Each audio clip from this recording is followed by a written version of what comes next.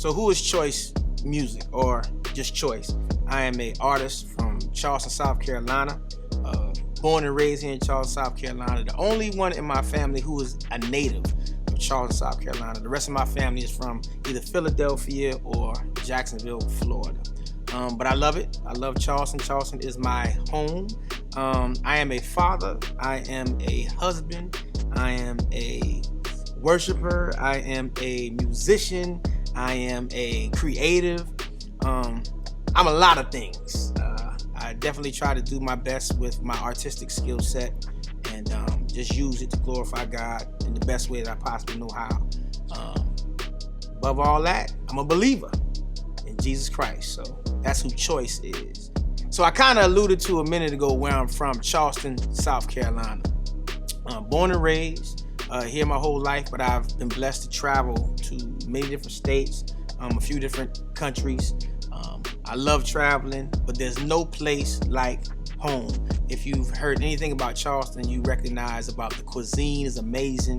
The people are friendly, we're nice for the most part. I'm from here though, so I can say that. So yeah, I mean, it's a beautiful place, beautiful place. It's home, it's home. I know a lot of people who are from here who have chosen to move to other places, and you can do that. That's cool. For me, I just felt that it's best for me to stay here because this is where I've been called to, Charleston, South Carolina. Now, I noticed you don't have a heavy accent like most Charleston folks. Well, I say this. I don't until I get upset. As soon as I get upset, the geech is alive and real. So the geech pops out when I get, a little perturbed, so to say. But yeah. I have a little bit, but it only comes out a certain time. Well, I'll tell you this. My musical journey just reflects my life. So initially, it wasn't Christian rap when I started. Well, no, I say that. So I started, let's say I was maybe 6 years old. Me and my brother are 4 years apart. And so there was the first rap that we ever learned. It was called Bible Break by a rapper named Stephen Wiley that my mother introduced us to, and we performed it at church. And so my brother pretty much learned all the words, and I was kind of the hype man at that point. And one of the highlights of that whole group that was short-lived, me and my brother, is one Sunday morning when we were performing that song, and he missed a word. And me being as young as I was, I didn't know, decorum, so I just said it on the microphone, "Hey man, you messed up." And so the congregation started laughing. I know my brother would never let me live this down. He was like, nudging me like, "Man, shut up," and I was like, "Nah, but you messed up." I kept saying it. So nonetheless, so I initially started as, I guess, a gospel rapper, but it was short-lived. So around the time I was a teenager, I kind of got into my own thing, being around friends, and that was a thing at the time, rapping, which pretty much hasn't changed even now. But we definitely were not doing gospel rap or Christian rap. So again, it mirrors my life. So as I had my conversion in my mid-teens, around 14, 15 years old, so my topics begin to change. My thought process began to change, and my music, it followed my lifestyle. So that's kind of how I got into it. Would you say that was just because of culture or the way you grew up? Well, my mother, she's an evangelist, has been an evangelist since I was, as far as I know. So it's always been a part of my life. It's been part of growing up. So I always had heard the gospel. I always knew about church and knew about God and stuff like that. I didn't adhere to it, of course, once I got my own mind frame. So I had to kind of relearn everything on my own terms. I had to get into God on my own terms. I had to build my relationship on my own terms. So it was always a part of my upbringing, but it didn't really hit me until like my mid-teenage years. So you got a new album dropping? Yes. So tell me something, like, I know in the past you had, what album, what number is this for you? This is number 7. Number 7. Number 7. Yes. 7. Yes. So who is this project for? I'm gonna be honest with y'all. This project is strictly Christ-centric. I've previously on different projects, I've purposely had messages that could go beyond the church. I purposely had messages that could reach pretty much anybody wherever they were. With this one, I pretty much just kind of kept it real Christ-centric. Like, listen, this is what I'm on. This is what I'm talking about. And for me, it was purposeful because it seems like now, man, a lot of people are running away from the name. They're running away from being associated with Christianity. They're running away from their belief system. Like, they will actually have the belief, actually live a certain kind of way outside of the spotlight, but the message they're giving folks, it's kind of blurred lines. It's kind of, you're not really sure what are they really about. That leaves you with a lot of questions. So with this one, I wanted to make sure I left nobody with any questions about what I'm about, what I'm on, what I'm talking about. The messages are very simple, very clear, but I put my flavor to it. So it's definitely dope, it's definitely fresh, but it's all Jesus on this. So who would you say, not musically influenced, but what influences you? Why do you do what you do? Man, I would say my family. I would say my family. I have a son, he's 14 years old. I have a daughter, she's 11. And especially with my 14-year-old, I see how culture impacts the way they think, impacts the way they move, impacts the way they do what they do. And of course, as a father, I'm never going to be super cool to my 14-year-old son. You know, it's just a different culture. It's just a different culture altogether. However, I want to make it to where, or at least present it to where, this is what this is about, right? It doesn't have to be stiff. It doesn't have to be cold. It doesn't have to be emotionless, right? Because you see that a lot now with the art that's being created. They want to connect. They want to give you their emotions. Like, you hear a lot of the, not necessarily emo rap as it's been called, but a lot of emotion rap where people like, they're depressed all the time. They're, you know, going through things all the time. And they're really putting that into a lot of the music. So somebody has to give hope. And so my point of view, especially with this project, is I'm at least giving a reference of hope or a possibility of hope. I do talk about the ups and downs, the ebbs and flows, but I also wanted to make sure I push hope. And again, so my purpose for doing this really is my family at this point, because I really want to make an impact on their lives as much as possible while they're young. So when they get old, they will not depart from it. Yeah. That's good. Yeah. Now, I know a lot of rappers, you know, they might rap about, you know, the church, they might rap about the Bible and things like that, but their lifestyle is not really following really what they say. Yeah. So correct. this question is, are you saved? Right. And explain. Well, the best way I can put it, yes, I'm saved. Let me say that first. But I liken it to grace and mercy. My pastor says it all the time. Grace is God giving you what you don't deserve, right? But mercy is God not allowing what you do deserve. And so when I think about my life is definitely full of grace, because he definitely blesses me and gives me things I do not deserve, because I just don't, right?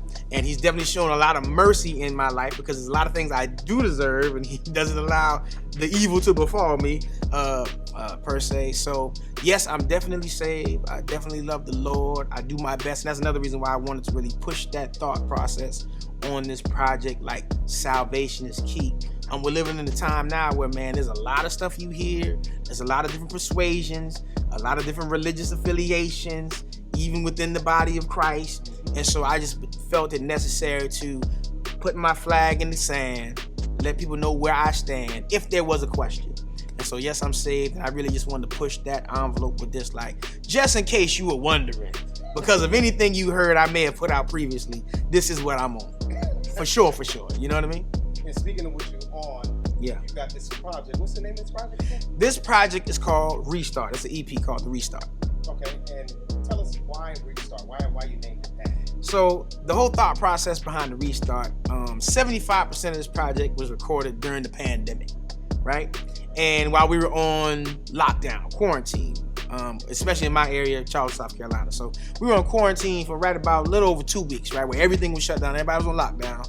And I just got into my creative zone. And I know a lot of people were struggling with that. They were like, I don't feel creative, I'm in the quarantine. Me, it was like, switch turned on, you know what I mean? So I just got in a real creative zone. God was kind of dropping some thoughts in me. And I was thinking to myself, because I kept hearing this talking point on different shows. During this time, it'll be a time of reset. I heard reset a lot. We're going to reset this, reset the economy, reset. You can reset your spiritual life. You can reset your family life. But I was thinking ahead. I said, well, after you reset, then what do? You got to restart. And I was thinking about everything I was able to just assess in my life, things I was able to observe in my life. Like, what do I want to change? Now that I got this time to think and reflect, what do I want to do different after we come out of this quarantine? What do I need to let go? What do I need to go towards even more? And so I was thinking to myself, what's after this? After the reset, it has to be a restart. And so with this project, I said, let me give a few different ideas or thought processes on how I plan to restart. And it might inspire some other people to look at things in a different way going forward. Because we're still kind of dealing with the pandemic and that kind of thing. But there will come a day after this where it might be a new normal, but it'll look a little more resemblant of what was before. So, and I know it's not a word, but I'm using it today. But it'll look kind of like things were before, maybe just with masks and things like that. So you got to restart at some point. So I just wanted to get people in the mind frame of thinking, what do I do next when we come through this? And how many songs do you have on this project? So on this one, it's 8 songs. It's an EP. I've did a few teasers up to this point. I've released a few songs here and there just to kind of get people kind of interested in the project and just kind of get an idea of what the sound is like. But I got some great things on the way. I think people are going to like some really good songs on here. So now why 8? Was there a particular reason why you did 8, or it's just that's what you got? And that's pretty much it. You know what I mean? It was no particular rhyme or reason for doing 8. That's kind of just where I ended up in the process. I actually have a little more than 8, maybe like 10 altogether. But trying to stick with the theme of the project, I just want to keep it at 8. Any favorite songs on this? Ooh, man. You know what it is? Yeah. Well, I say this. I think reflective of my mood, I have a different favorite. My single that's coming, or it might be out by now, depending on when you're seeing this. The first single, I Need Jesus, Every Day. That is like my bar none favorite. But then I got a song called Faith Move on the project. That's a favorite. I got a song called It's All Love. I got a song called Praying. I got a song called Running. It's just like I said, it kind of depends on the mood I'm in. But you know what? It doesn't even really matter what I think. It's what do y'all think? What's your favorite? I don't. I got many favorites, but let's see what y'all like. Why should people purchase this product? Well, I tell you what. In this particular time frame, you don't see a lot of purchases anymore, right? Yeah. People are streaming, right? People are pre-saving, they're pre-adding. I'd love it if you purchase. Trust me, I would. And if you do purchase, it's going to be a great purchase. It's going to be a great buy. Something that you can listen to on a repeated basis. But I think the theme of it, the messaging behind it, and the heart behind it, right? So the theme of it being the restart and how Jesus plays an integral part in our restart, or should be in our restart going forward in 2021, 22 and beyond, right? Also the messaging, how I keep it Christ-centric throughout the project, throughout all 8 songs. You're going to get a great idea of my thought process, what I think about things, my feeling, my view on certain topics. And then even beyond that, just how it can be a benefit. I know a lot of times people judge things based on the value it brings to your life. And for me, I always try to approach whatever I give people to have some type of value. So I'm believing it's going to have a great, immense amount of value that it can bless people with. So that's my hope. That's my goal. That's why I believe people should purchase it, please. But if not, stream it, catch it on YouTube, Spotify, all the different streaming sites. Okay, that was going to be my last question. Yes. Where can they purchase or find this? So there's going to be many places you can get it, but there's a centralized place you can get it, which is my website, onechoyce.com. That's www.onechoyce.com. The first thing that's going to pop up is different sites that you want to go to. Some have iTunes, some have Google Play. Pre-save, pre-add, pre-order, please. But all of it's right there on the website. So that's the easiest way for you to get it. All right, any last thoughts you want to leave with the audience? So, at the end of the day, man, listen, keep God first, keep Christ at the center of everything you do. Make sure you get this new music, because I promise you it's banging, it's slamming, and on top of that, it has a great message, it has a great drive, it has a great theme. You can catch me on any social media at Choyce Music. It's at ChoyceMuzik. hit me up. I'd love to connect. If you want to shoot me an email, you can at info@onechoice.com. That's info@onechoice.com. Holla at your boy.